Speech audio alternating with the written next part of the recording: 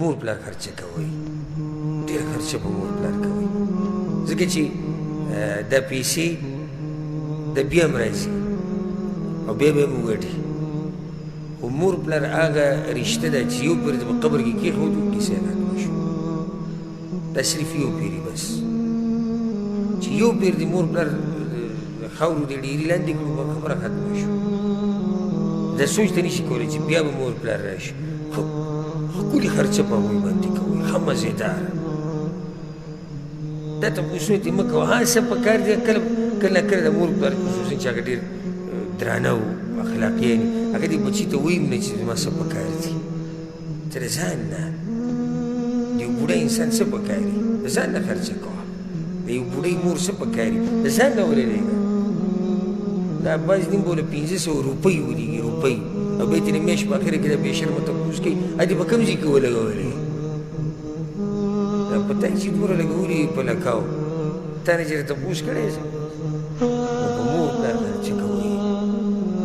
دا ډېره ګټه صدقه ده ډېره ګټه صدقه ده چې دا بوډا پلار لاس اوچت کړي ستا دپاره دعا وغواړي بوډۍ مور ستا دپاره لاس اوچت کړي دعا وغواړي نو الله به د دنیا هم ښایسته کړي الله به د آخرت هم ښایسته کړي د هغې نه بعد یو نوم دی د الله النصیر النصیر په صاد سره دلیل په دې باندې په سورة الانفال کې دی چې دا د الله نوم دی الله وایي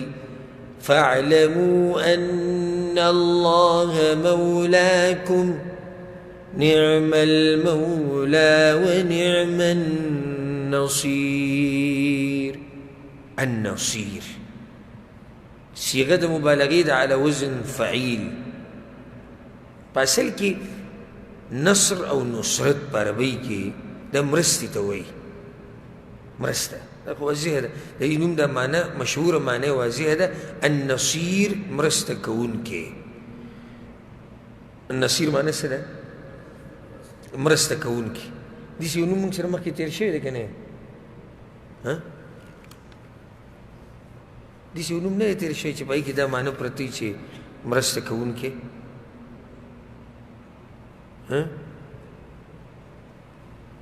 نه دی تېر شوی خیر یو نوم کې به موږ داسې خبره کړي